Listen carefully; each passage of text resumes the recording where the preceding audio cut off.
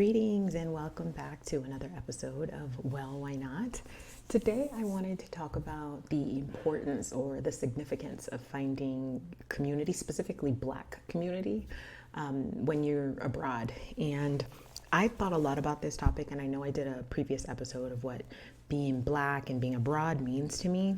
But lately, especially with the excitement, the surprises, the unexpectedness of the US presidential election cycle, I realized how important having that community is, and how it would have been so helpful for me to have one in this moment. Because if I'm honest, it is not something that I have prioritized while being abroad.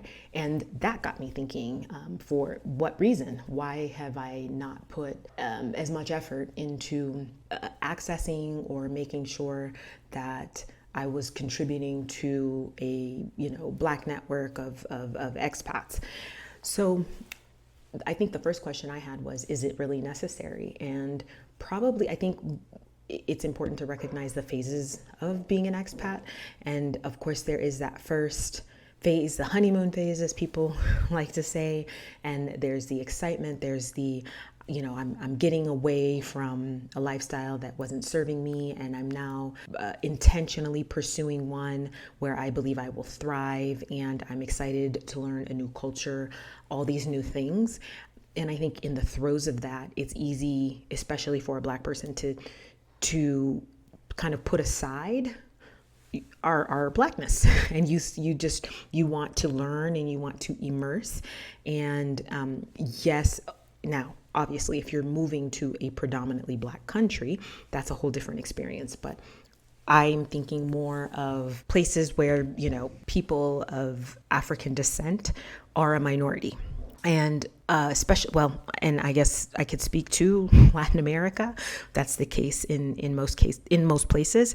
There are countries with a higher percentage, but what unfortunately tends to be the reality, that even with those higher percentages, they tend to be concentrated in certain areas, and a lot of times those areas are vulnerable, are underserved, so they're not necessarily going to be the first place that an expat looks to move, with the exception of somewhere like Cartagena, Colombia. I know that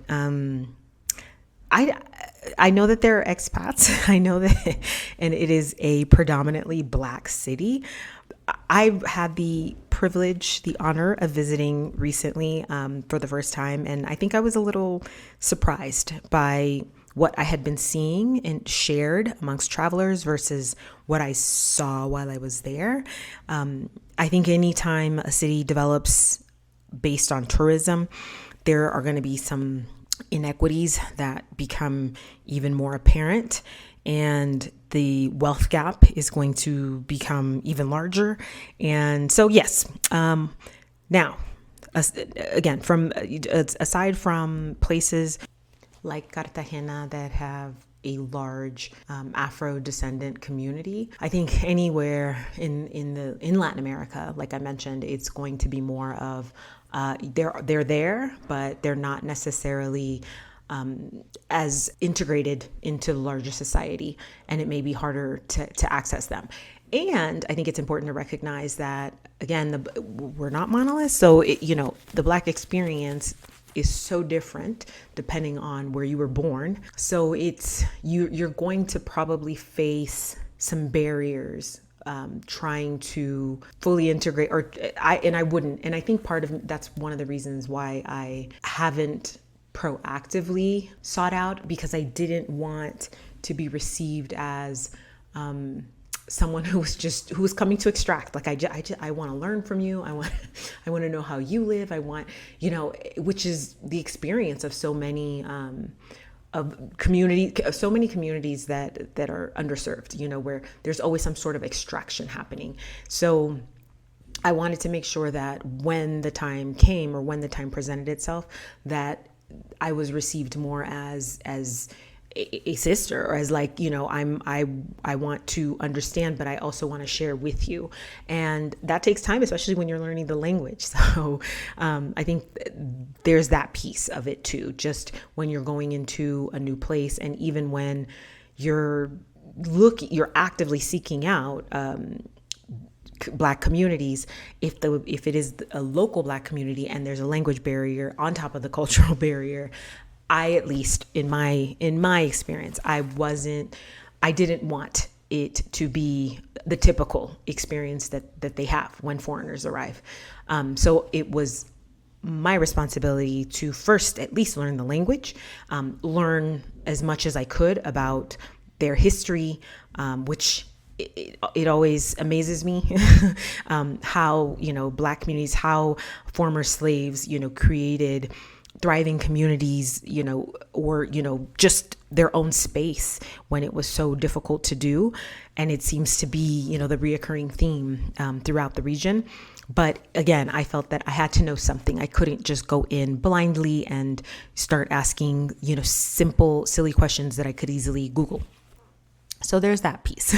And again, to answer the question of like whether it's necessary, yes, yes. I think I could have prioritized it more than I did. But again, based on how I wanted to approach, I needed the time to get myself in a space where I felt like I did it responsibly. So it's been a very slow process. And this is in reference to local communities, not Black expats.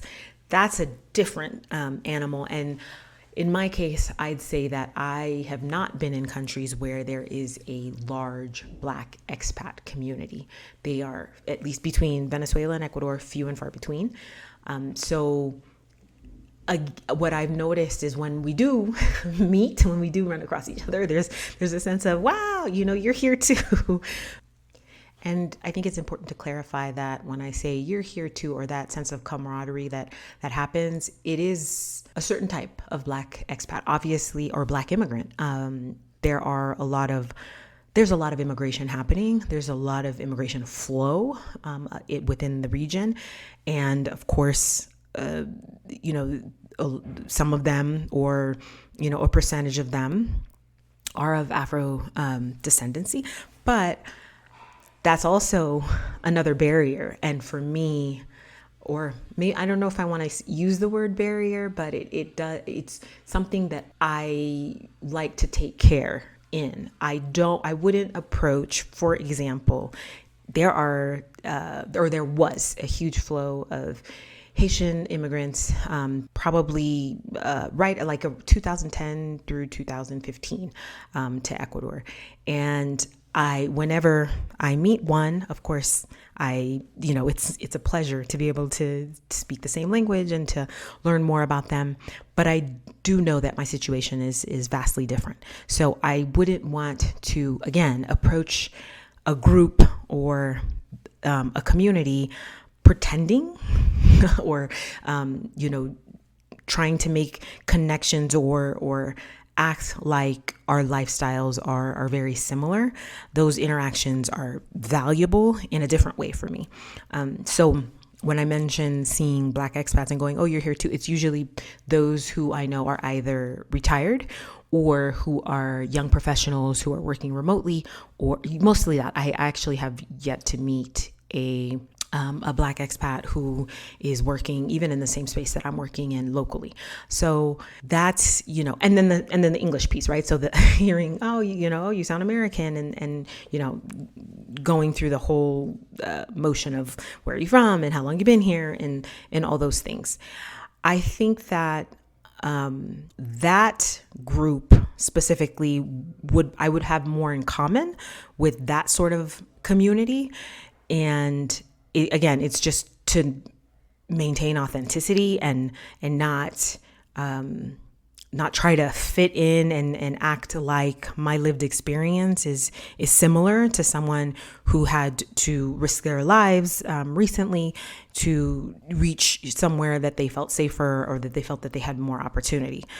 So again, I think it's also linked to the work that I do, that I'm just very sensitive to that, and I never want to come across as though I don't recognize those differences. So back to the importance of the Black community and what that means, at least what it means to me. I think that I've realized recently just how much African American culture has influenced me. In my previous episode talking about being Black and abroad, I focused a whole lot on my Haitian culture and how that it just always, that's my default and that's how I connect. And till this day, just this morning, somebody, asked, "Oh, where are you from?" while I'm speaking English, and I say Haiti. So with that said, I think even for me, for a while, I just saw that. So then it would be the question of like, then where is my community? Like who, how do I identify the group that would have the most in common with me or that would understand my lived experience? And through, my almost 15 years now abroad, again, I've come to the realization that does look different. And I do, because I grew up in the US, I connect with, I identify with African American culture, and there's nothing wrong with that. I think because my Haitian culture was or is such a big part of me, I guess it was at some point important for me to sort of, differentiate or put percentages on which took precedent. I no longer feel that way. I think the Black experience is so diverse and yet so linked that it doesn't serve me personally to worry about, well, am I more Haitian than African American or vice versa? So now, again, with recent events, it's become even more clear to me how important and how useful and how valuable it would have been to, again, seek out, help build, even if we're not many, but we are here. And every day I learn about another, either YouTuber or, somebody on social media who just is a young Black person or a young Black couple or a young Black family that has relocated to Ecuador. And that's so encouraging for me to see. And I think, again, it reinforced this idea of we could have a community and have a community. Again, personally, to me, I don't only have to have one, right?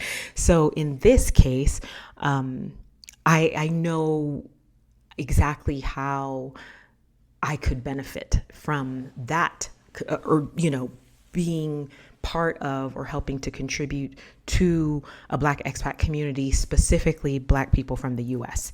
And I think I'm using the term Black in this instance because, again, the diversity that would come, I don't like, even the social media accounts that I've seen, the people that I've seen, I don't know if these people identify as African American. They may be Jamaican American, they may be, without knowing that, I'm using that term.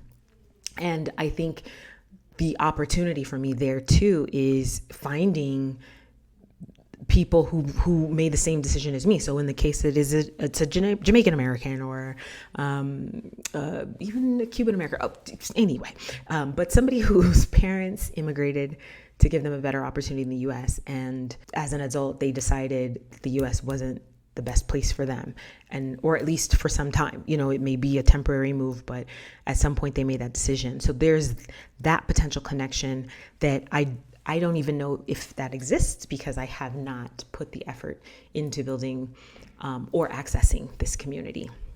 So I want to go over some of the advantages I think would exist I think generally, but specifically in my situation. And one, I think, is cultural exchange and learning. I think, again, assuming that, we're all so similar, not really. And there's so much to learn about each individual's experience. I'm sometimes in awe of how different the immigrant experience can be just based on the state you grew up in. A lot of similarities, but again, just based on the state. And again, a lot of different backgrounds, and whether it's a southerner or somebody who's from the Midwest, just learning more about other backgrounds and other experiences. That's something that I'm always seeking to do, and doing it within sort of a Black community, I think adds to this just anchoring feeling of, okay, like I'm not alone in this, and we have our differences, but we have so many similarities. And now we're facing a very similar situation. And could we learn from each other, even in how we've overcome obstacles as expats?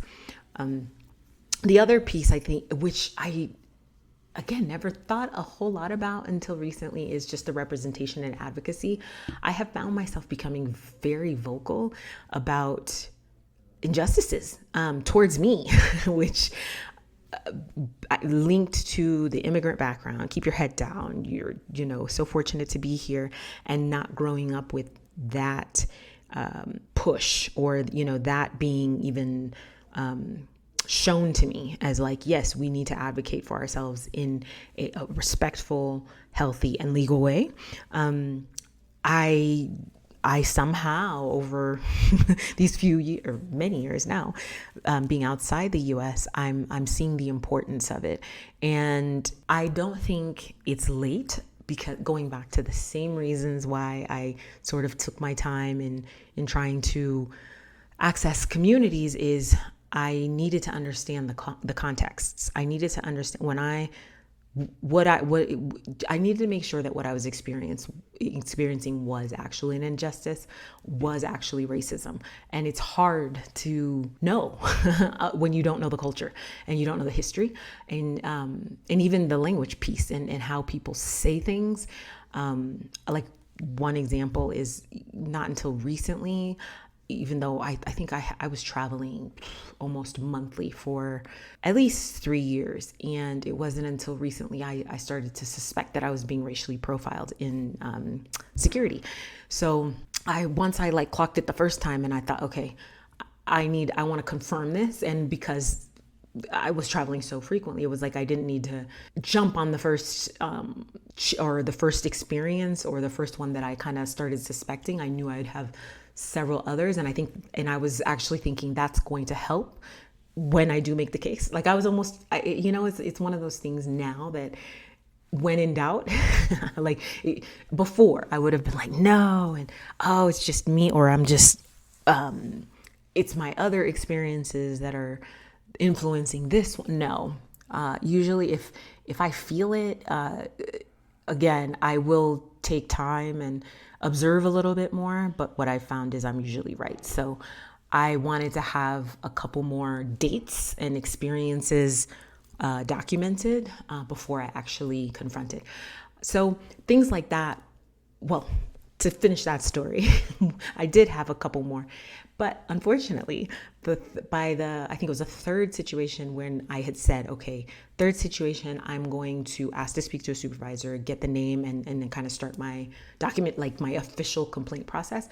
And lo and behold, as soon as I brought it up, and I asked, after they requested to do another revision, as they always do with me, and I said, okay, that's fine, but afterwards I'd like to speak to a supervisor. And then magically, they didn't need to do another revision. So I hope that they remember my face, which that was what was frustrating as well, because as a frequent traveler, I felt, you should remember, like I'm remembering your faces, you should sort of remember my face, and this is excessive. But things like that I would never have done 10 years ago. I would never have done 8 years ago when I arrived to Ecuador, again, just because I didn't understand enough about the history and the context. So again, having access and being part of a community, I think, would give us a chance to share those experiences, to share what did you do? How did you address it? How did you make it official? Because it is, again, it's not, even the discrimination laws are very different, and learning to navigate those things alone can be daunting. So again, strength in numbers. And then I think linked to that, the other advantage is there's just the shared resources and advice. For instance, I think it's helpful to know when you're moving here, like where do the Black people live? Like where do people who look like me live? And is that someplace I want to live? Or where is a community or a neighborhood that I could live and still be a minority and not feel unwelcomed? I think there's been enough expatriation to Ecuador specifically where there's stories, people could say, hey, I live this place, and it doesn't mean that it's across the board. It doesn't mean that, the same people who were there when that person lived there still live there, but it's good to know. It's good. Like things like that I didn't have access to. I just sort of chose a neighborhood blindly. And even though I've been here in the same neighborhood for so many years, because of now my spidey sense being more acute, like I'm picking up on microaggressions or just subtleties that I don't know, I guess I just wasn't even paying attention to before. I just, with a lack of understanding of the context and the history. But yes, definitely we are one of like one. we're not to see, typical dynamic, which I have seen pretty much all my life, is, the people who look like me are people who come into work here and then they leave. They're not people who can actually afford to live here or who have access to living here. In this neighborhood. So there's that to consider. And again, I think having a community and being able to say, hey, this area, or, I've been living here for even, sharing my own experience, and here's what to look out for. Yes, here are the advantages, like it's safe place and very, well kept and all of that. But you're also going to be dealing with sort of old school. I think that's also a big determinant, like knowing, is this an area that has a lot of an older population? Because then you're going to get those older ways of thinking, and how to deal with that and how to confront that. Because one thing that I've learned by being immersed in Ecuadorian culture is that conflict is avoided. Confrontation is somewhat avoided. But if you speak respectfully and sternly, people do sort of acquiesce. People, I think just nobody wants to be called a racist. Nobody wants to, be called out on unjust behavior. But there's a way to do it here where, at least for me, I'm not going to have the same fears that I would have doing that in the U.S. I think just knowing it's really hard to get a gun here, and just, overall violence is not, it's just not the same. It's definitely not the same. I don't want to compare and say, statistically and all that. It's just more that in all my time here, I would feel much more comfortable confronting somebody respectfully on something that was said, and knowing that it's not going to escalate beyond that, versus doing that in the US. I would think I would have to be a little bit more mindful and careful.